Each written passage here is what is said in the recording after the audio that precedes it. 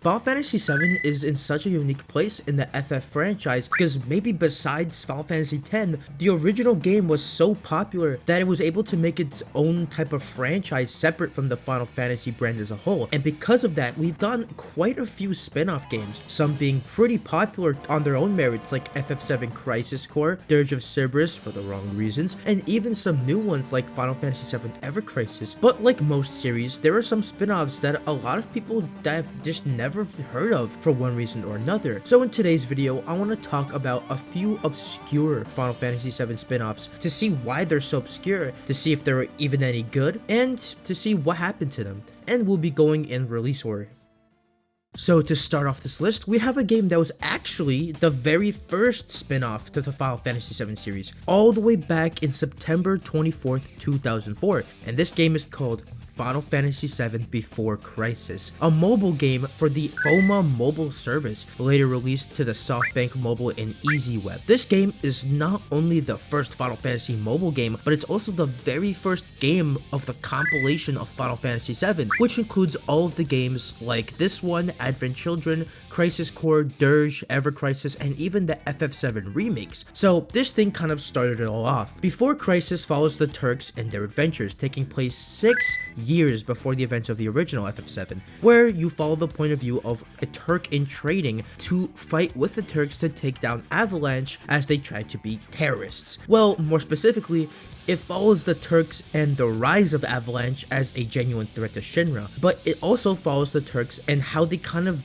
betray Shinra and President Shinra to try and prove their loyalty to Rufus after he is exiled to Junon by his father. So the game basically revolves around the Turks trying to fight against the leader of Avalanche, Fujito, and Shinra at the same time. This game comes to a close when Fujito summons the ultimate summon, Zirconide, which is also known as the World Burner, which he summons to eradicate all life on the planet to return all life energy back to the planet to heal it.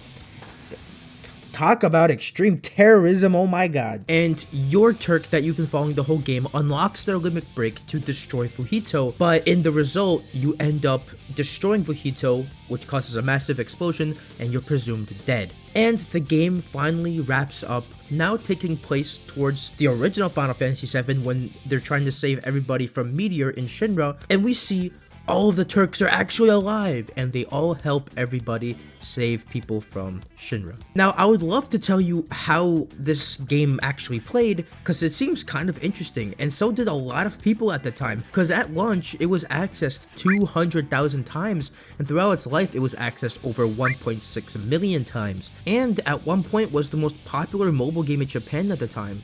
I mean, to be fair, what other mobile games were out at the time? Fair, I guess. But unfortunately, I cannot play this game because the mobile service that this game was on was shut down in 2018. But since this game was never preserved in any way, the game is now inaccessible, making it lost media.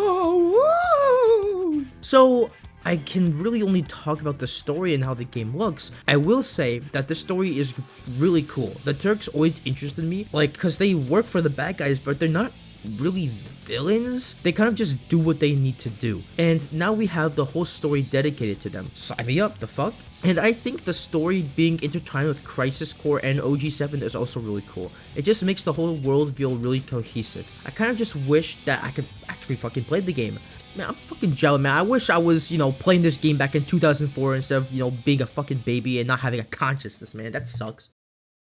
Up next, we have Final Fantasy VII G-Bike, another mobile game released in 2014 and being shut down in December of 2015. This game was developed by CyberConnect 2, and if you don't know who they are, they're the same people who made Naruto Ninja Storm, Dragon Ball Z Kakarot, and were even on the early development team of the Final Fantasy VII remake. The plan was to try to get a few of Final Fantasy VII's most popular minigames remade into mobile games, but they eventually just settled on making one, which was the G-Bike minigame. The gameplay is pretty easy to grasp. You play as Cloud on the G-Bike, and basically, you have to beat a boss on your bike before you reach the end of the track. And you have different ways of doing this. You can just hit it with your sword, which you can customize. You can use different material like thunder and ice, and the more you hit the enemy, the more your limit meter fills up. And eventually, you get to use your limit break, which is a QTE. And you can even summon characters to help you out, like Tifa. And at the end of each mission, you get a rank and some XP for you and your materia. Now, funny story about this game. A lot of people originally thought this was going to be an FF7 remake or something that was at least connected to the compilation of FF7. It got so bad that the producer of the game, Ichiro Hazama, had to clarify that while it shares similarities to the Final Fantasy VII compilation, I mean, it fucking uses Crisis Core assets, it is its own thing, not related to the main series. Reception of this game was mixed, like really mixed. While the game was fine enough, this was made in a moment in time where the fans really wanted a Final Fantasy VII remake and were kind of pissed off if Square made anything Final Fantasy VII related that wasn't the remake. So while the game was good on its own, it's not what the fans wanted and was kind of just rejected, eventually being shut down in 2015. Damn, this is like less than a year, man. Oh my god. Well, I mean, that's what you get, Square Enix, for not making the goddamn Final Fantasy VII remake! Finally, I want to talk about the most recent one, and this one I've actually gotten the chance to play. Final Fantasy VII The First Soldier. No, not the good one. This Final Fantasy VII First Soldier is the earliest game in the timeline, taking place 18 years before the events of the original game. This was announced at the anniversary event of Final Fantasy VII, where they also announced Ever Crisis, Crisis Core Reunion, and a smaller game called Final Fantasy VII Rebirth. And this game, get this, was a mobile exclusive battle royale that was shut down in 2023. Man, I'm starting to see a pattern here. This game was being developed by A-Team Inc., which, fun fact for all you Sonic fans out there, is one of the companies that Yuji Naka was doing insider trading with. Now, this one I actually got to play when it dropped, and for a battle royale, it did a lot of unique things. I mean, at the time when Warzone and Fortnite were the top dogs, and with a player base that really isn't into battle royales, you had to do something interesting. And what they did was they added magic, you could summon different summons, and throughout the map, there were different enemies and bosses that you can encounter that will grant you different items of varying rarity once you beat them. Now, I think the premise of the game is actually really cool. A time before the soldier program existed and you had to fight to be the first person to be part of that program. I will say that I'm really happy that they didn't just ditch the story and made it the selling point of Ever Crisis, because it's like really good, especially with all the new stuff they're doing with Sephiroth.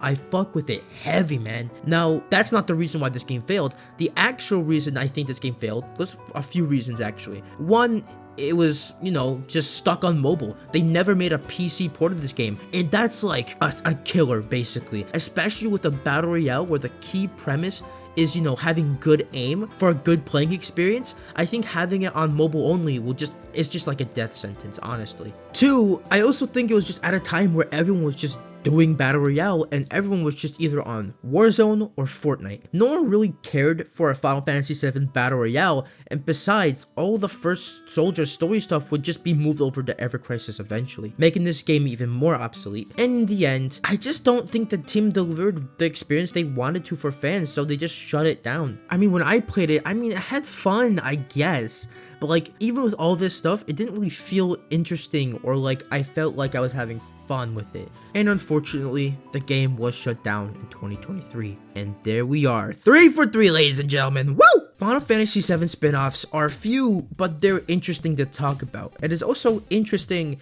that they're all mobile games that were shut down. Wait a minute. Wait.